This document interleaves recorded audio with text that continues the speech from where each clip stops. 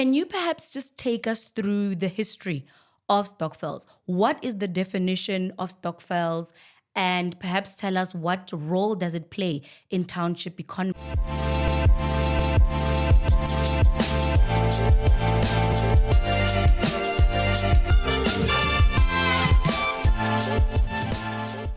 Welcome to Mamolao, your legal education channel, speaking all things legal education for your benefit and knowledge. Today, we're going to talk about Stokvels and the law. Yes, you heard it right. We're going to talk about Stokvels. I'm very excited about today's topic. And please do make sure that you subscribe if you haven't done so already. Click on the notification bell and definitely make sure that you have your comments and questions because I want to hear all about them. Don't forget, we are on TikTok and Instagram at The Real Mamolao. Today, we have in our midst a Stokvel expert. Her name is Palesa Lengolo. Palesa is definitely well-versed in the Stokvel business, guys. She has her own podcast, she has her own YouTube channel, and please go ahead and follow her on the channels that she has. Palesa, welcome to Mamolao. Thank you so much, Mamolao, for having me. It is great to be here. I'm so excited, Palesa. I grew up on Stokvels. Like most of us living in the locations, our parents were part and parcel of Stokvels. So groceries in December were based on Stokvels. Clothing in June were based. Stokvels has been a part of our lives for the longest time, Palesa. Can you perhaps just take us through the history of Stokvels? What is the definition of Stokvels? And perhaps tell us what role does it play in township economies? So just like we know Stokvels, so most of us we think we know because we grew up like that, but they have evolved from what they were. So typically Stokvels are people that come together for a common goal, whether it's a grocery, whether it's rotating money, whether it's investing or saving or anything that makes people come together. We know they were part of big communities. I grew up on Stokvel money, and I went to school with Stokvel money, and I started being introduced to Stokvels in my village. It was actually not even money. People, when somebody had passed away, they would contribute certain feuds like mealie meal, candle in the village, and then that would be their contribution. It was just known, and then it grew from that to, okay, let's put 10 rands together, let's do this, to borrowing. So I saw them in my life evolving. But in terms of where they come from, the word Stokvels it comes from stock affairs. It was people back then that had cattle farming and they would exchange cattle with each other. And it was called stock affairs because it was like an expo of some sort or an affair of cattle. And that's how the word stock affairs came from, because they would also barter with each other and contribute kettles together. And then that phenomenon in the 80s grew to, okay, let's also do this for groceries, for funeral, for saving. And that's where we are now. It's a very old way and proudly South African way of saving. That's amazing. Thank you for that history. Wow, that's so brilliant. Tell us what the role that Stokvel plays in township economies. What is the value? Because I read somewhere that it's sitting in like a billion somewhere. Is it accurate? And how did we get to this point where Stokvels are at such high value? So Stokvels are a 50 billion industry. Wow. This is according to African Response and other researchers that have done in it, and according to the National Stokvel Association of South Africa. So it's a big industry, just like the taxi industry, just like the township industry. But specifically in townships, we all know that Stokvels are more for Black people. So they are more popular in townships.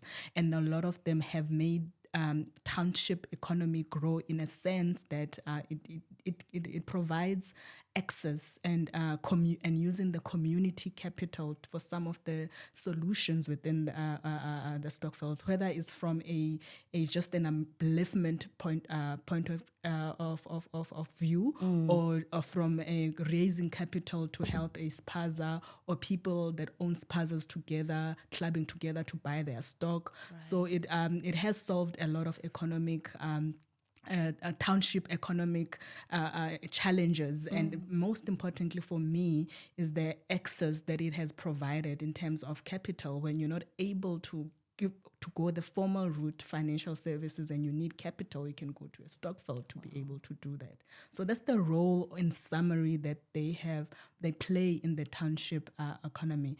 But to be honest, if we can really quantify what 50,000 has done in the industry, it's still very minimal. 50 billion is minimal?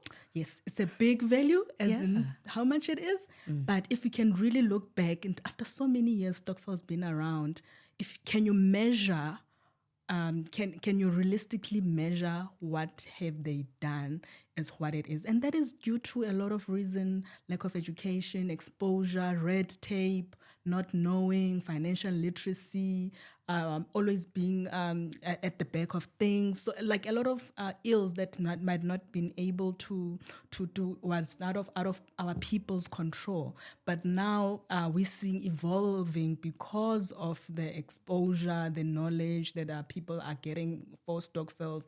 Hence we are seeing Stokvels that are doing big things now. Yeah. I mean, Stokvels are really growing into big spaces. They are getting really, really sophisticated, right? Yes. And that's what I think what I love about it. And in that sophistication, I think I want to talk about governance of Stokvels, right? So is running a Stokvel the same as running a company? Do you need the strictness, I guess, of, companies are run under the Companies Act, and Stokvels are run under the Stokvel Association of South Africa. So there is some level of formality, but what does running a Stokvel entail when it comes to governance? So as we see Stokvels evolve, and we're seeing even the LSM, so the old mutual savings and investment report that comes yearly, last year actually saw more young people participating in Stokvels, more professional and business people participating in Stokvels. Yes, they might not call it a Stokvel, whether they call it crowdfunding, whether they call it raising capital together, whether they call it just a club, but there has been that shift that shows. And as we do that, we do need then for the governance to be strict. If you're going to be purchasing things like property together, obviously your governance needs to be strict. So it's run primarily mostly around a constitution.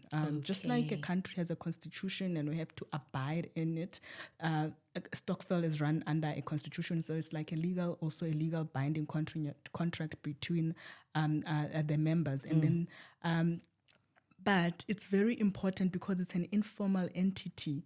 It takes intention and consulting professionals to get your Stokvel, as informal as it is, to run professionally like a company. So you have to have a board. It might not necessarily not use it.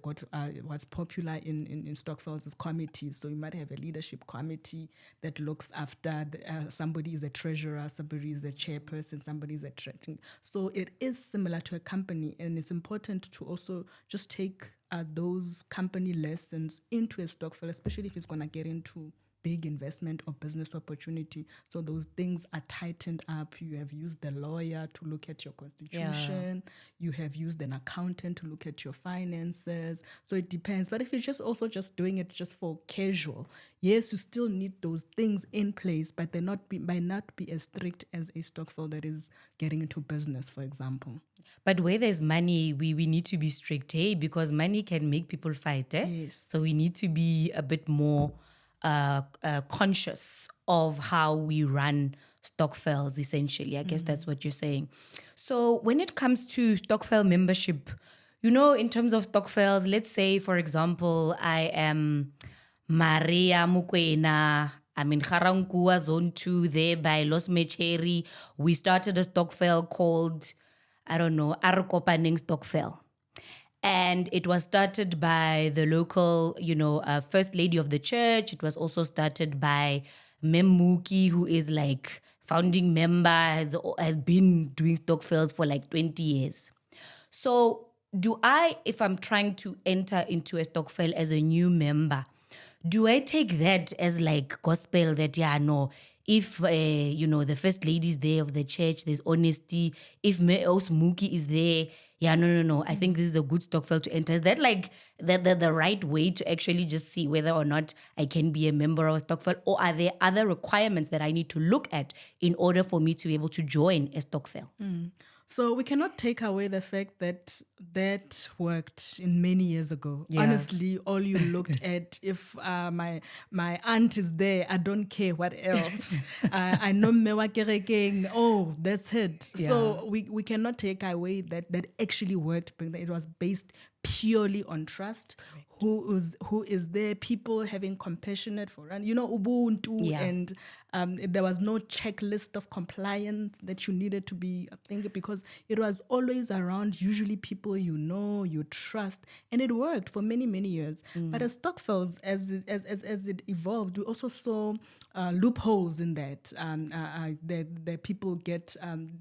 There's disputes, there's relationship that gets ruined, there's can be dishonesty, and then trust is lost. So what you are seeing now with Stokvels is that it is better to use that model still, because it was proven and tested. But because of where we are now, because I can be in a Stokvel with somebody in Durban I don't know, but I like what they're doing, and my friends are not into that. So does that mean I must just not get into an opportunity that I see? But how will I know those people will not run with me? So that's where your own due diligence as a potential member needs to come in. You ask for the constitution. And see if it's something that is aligned with you. Do they do things that they say they are doing on the constitution? If they say they're investing in property, is their property? Even asked to go see the property. So you have to have your own thing. So in my book, Stokvels, How They Can Make Your Money Work For You, I have a checklist on what, as a Stokvel member, you can look for when you are joining a Stokvel, especially a Stokvel of people you don't necessarily know. Okay. So tell us the name of your book again. Stokvels, How They Can Make Your Money Work For You. By Palesa Lengolo. Yes. Love that for you. Lovely. So tell us, how long do people, or like a chairperson and a treasurer, how long do they need to stay in the positions of leadership? For example, for the sake of stability or consistency, maybe other members are too shy to take up management roles within the Stokvel. How long, more or less, does one need to be in there until we say, no, I think we need a change now? This has been going on for too long. How long is long?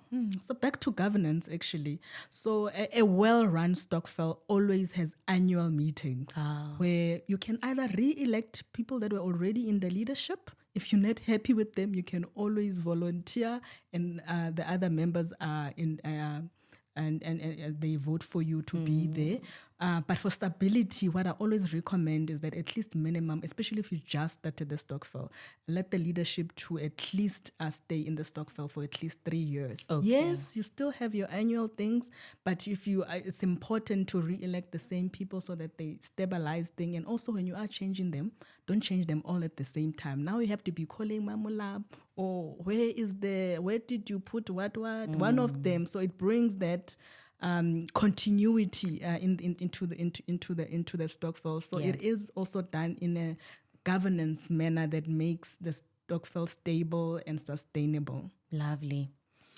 So, and then tell us, Stokvels are getting really sophisticated, like we said, and I think it would be good for our viewers to know what type of Stokvels are there. I think you've already mentioned that the industry is worth 50 billion. So if I want to get my hands on some of that 50 billion, or I have some excess money that I would like to put into some level of a growing, investment, what type of Stokvels are out there? I've heard of a property Stokvel and like, what are we doing with property? Are we all the owners? Do we all live in the same house? Like, it's getting really, really sophisticated and complicated and really exciting. I think there is a future for Stokvels. So what sort of Stokvels are out there? I mean, I know I grew up on grocery Stokvels paying for, my mom's things. But these days they're getting sophisticated, hey? Yes, they are. So the old ones are still popular, to be honest. I love them because I know what they're solving for. Sure. They gave us food. They did. They did. Christmas lunch was Christmas lunch thanks to Stokvels. Yeah, so obviously the grocery, the burial, the credit ones, and the rotational and the saving ones are still the most popular ones. But I'm telling you, I've been working with Stokvels for 8 years, but I find a new Stokvel every year that I've never heard of. Really? Because it is a model that you can use with just your friend, 2 of you or 3 of you to save for whatever. So, for example, what's popular among young people is the travel clubs, which are travel Stokvels. They save together to travel to different countries, sporting activities, concerts. So that's more among business people. We are seeing a lot of Stokvels that raise capital and actually funding Stokvels, fund people that need funding that maybe are not able to get it from formal financial institutions. We see Stokvels that buy property. Obviously, that is very important. There's different ways that Stokvels buy property. Either they buy it for investment purposes, which means they're buying so that they can rent it out and then pay out the dividends to their members, or they are giving each other money to pay off bonds, or they are buying in an actual asset together. I know this one is not my personal favorite one. We're buying you a house now, and then in the 5 years, another person. That also works. Again, it needs tightening up with the legals. Because bonds are like 20 years, right? Yes, so they raise money to be able to do that. But also the financial services is coming closer to it. So they are also coming up with solutions on how to accommodate such things. I know there's a product that actually now accommodates people buying together property. Wow, that is big. So, Palesa, the next question is, what are the benefits and risks of being in a Stokvel? What do people need to look out for? So, like anything else in life, there's pros and cons. Yep. So, I'll start with the risks of being in a Stokvel. Where there's money and a lot of people, there tend to be a lot of disputes, distrust, and people tend to just not trust even the word Stokvel. There's been a lot of scams that are associated also with Stokvels. So, perception itself already is a risk. And then secondly is if you're not a person that just doesn't like working with teams, especially where money is concerned, this must be a red flag for you also. So those are the 2 risks that I can think of from the top of my head. But in terms of benefits, I've got 10, but I'll do 2. Okay. One of the first one is around accountability. A lot of people struggle doing things alone because they're not accountable to anybody. So Stokvels provide that. And then the most important one, access and affordability. Stokvels has made people access things or opportunities from a financial perspective that wouldn't necessarily be able to access alone. If I was asked for a 50,000 in a month's time, I don't have it alone lying around, but I can ask 3 of my friends put together and we get into that opportunity. That's so true. I'm able to access that opportunity, but also I was not going to be able to afford it alone, but I'm able to when I put money together. Yeah. Lovely. That's all we have for this segment. Thank you for tuning in to Mamolao. Please don't forget to subscribe and click on the notification bell for more of this educational legal content. Make sure that you comment, guys. I want to hear from you. And also ask questions because I want to hear those too.